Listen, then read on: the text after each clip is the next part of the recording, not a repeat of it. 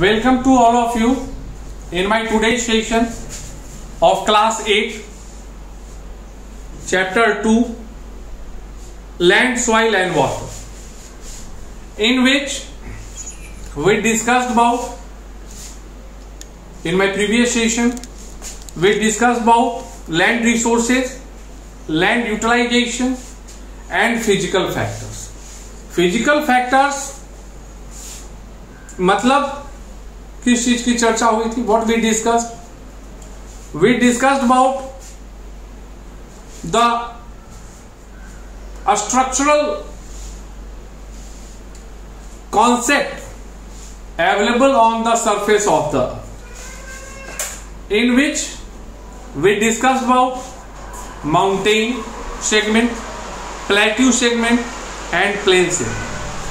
If you will go through my previous session video, you can easily see that with the help of a single line in two-dimensional representation, how I explained the difference or the basic concept of the mountain as well as plateau as well as plains. In my today's class, we are here to discuss about the land use in India. So the first thing what you have to understand, that according to our chapter 2 heading, land, soil and water, we are not going to discuss about the land segment all over the world. We are here to discuss about the land segment with respect to India. हम भारत के परिप्रेक्ष्य में भूमि की चर्चा करें तो सबसे पहला चीज जो मैंने 3 रीजन बताए थे, माउंटेन मतलब पर्वत,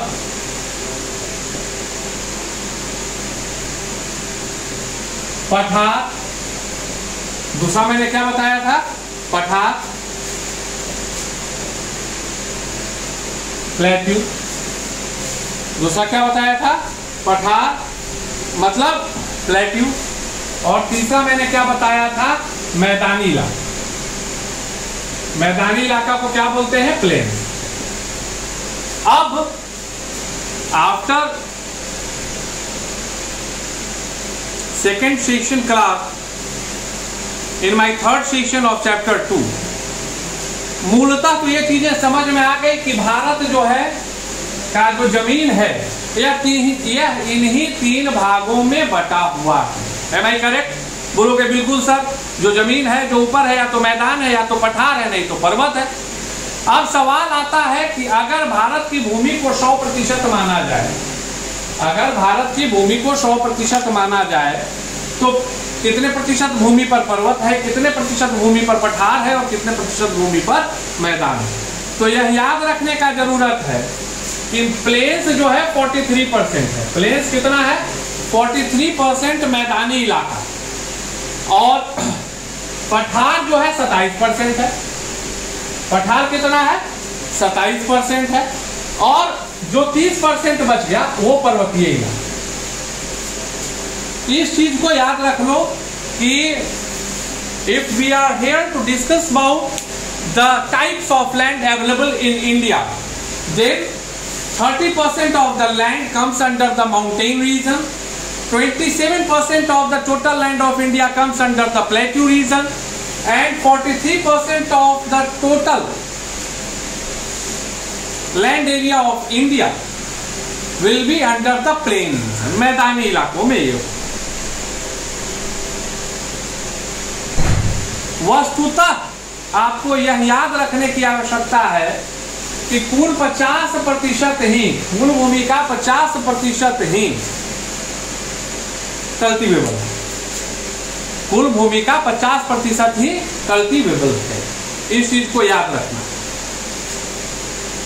उसमें भी जो कृषि योग्य भूमि है, जहां कृषि कार्य हो सकते हैं, एग्रीकल्चरल प्रोडक्शन हो सकता है, उसमें ऑलमोस्ट 50% हर बार खाली रहता है for the maintenance of either fertility or due to any natural circumstance। और तब भी आपको गर्व होना चाहिए कि मैं हाल में ही कहीं देख रहा था कि इन परिस्थितियों के बावजूद भारत विश्व में दूसरा सबसे बड़ा चावल का उत्पादक है।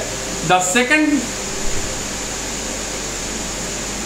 Country in the world in the production of rice.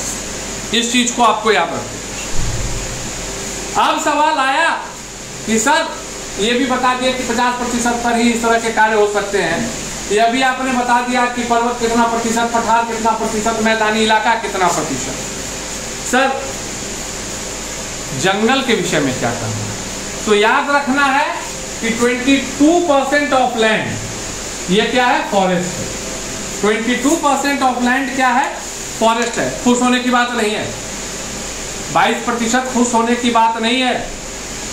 33% से ऊपर रहना चाहिए, 1/3 से ऊपर रहना चाहिए।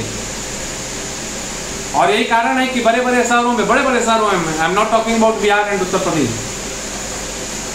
सामान्यतः इसके लिए कहा जाता है कि you have to leave 1/3 space of your property for the plantation and green.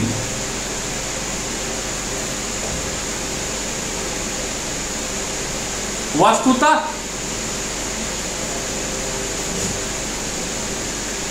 हम लोगों को यह समझने की आवश्यकता है कि if we will increase the green area, then only we can help the world over the climate change situation। और एक बात आपको नहीं पता होगी,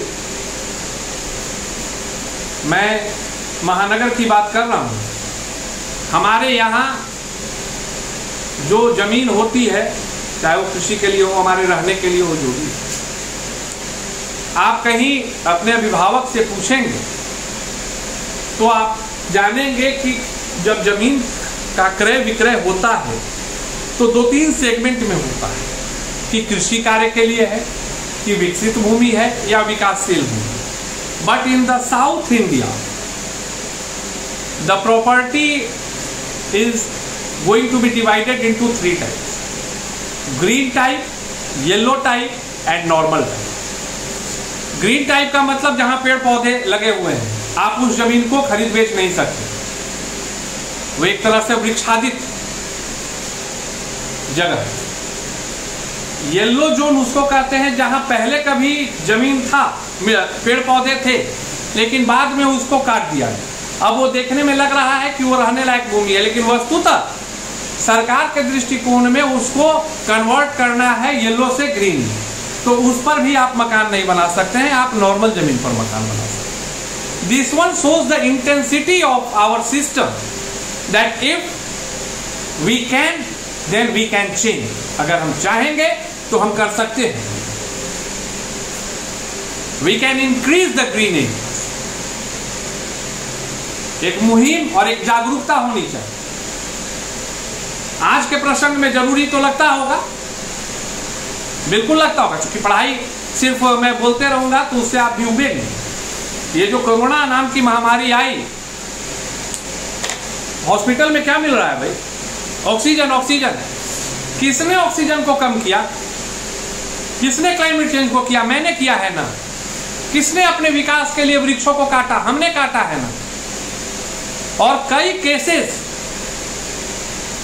मेरी जानकारी में ऐसे आ रहे हैं गरीबों के, निम्न मध्यम वर्गीय के, जो नहीं सक्षम है थाउजेंड्स लैक्स ऑफ रुपीज देने के लिए आईसीयू में। By the grace of the god उनको वृक्ष के पास रखा जा रहा है and they are like feeling well. ऐसे केस भी आ रहे हैं, रेयर है, लेकिन ऐसा एक्सपेरिमेंट हो रहा है। ये कोई व्हाट्सएप यूनिवर्सिटी की न्यूज नहीं है, this one is the fact. Oxygen घट रहा है महानगरीय सभ्यता। यह बीमारी गांव की बीमारी नहीं थी, ये तो शहरों की बीमारी थी। लेकिन जो प्रवासी पक्षी होते हैं, बर्ड्स, जो अपने जगह से संतुष्ट नहीं होते हैं, कुछ कमाना है, कुछ ज्यादा कमाना है, बाहर चले जाते हैं, फिर यहां आ जाते हैं कोरोना कैरियर के तरफ। और हमारे गांव में रहने वाले मजबूत बंधु उनसे परेशान हो रहे हैं, उनसे संक्रमण फैल रहा। अन्यथा भारत की भूमि, भारत के जो हम कृषि प्रधान देश है भारत, हम आसानी से इस पर विजय प्राप्त कर सकते। लेकिन we are just trying to carry the disease from the metro cities and trying to create a complete path that how we can give them the path to reach to the villages of India. This one is the fact.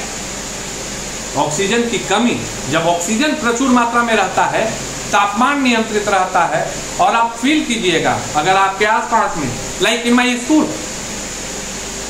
yesterday also I went to my school.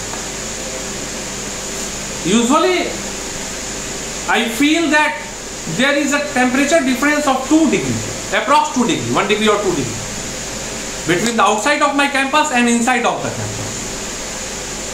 जबकि कुछ पौधे लगाए, कुछ पौधों का यह जात, लेकिन हम वृक्ष नहीं लगा सकते। इस मानसिकता को लाना होगा।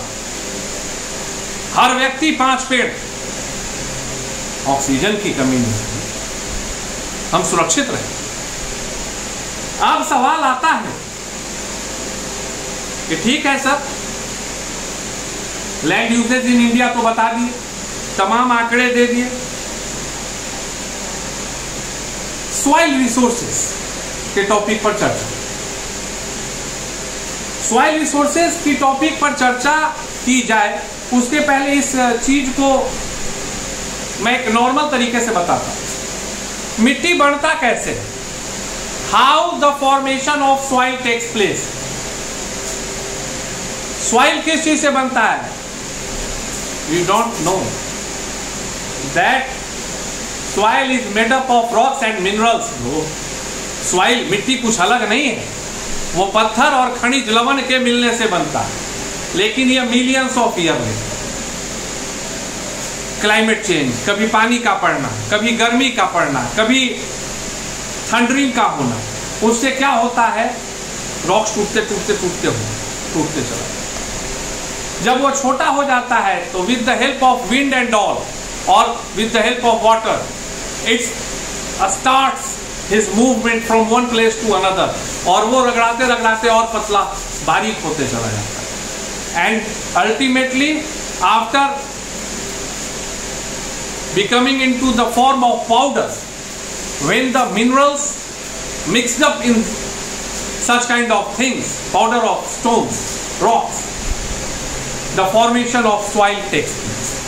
This one is the concept behind the formation of soil.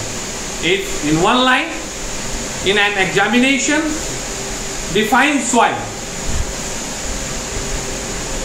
we can write, we may write that it is the powdered structure of rocks mixed up with the minerals which is created by the natural climate condition.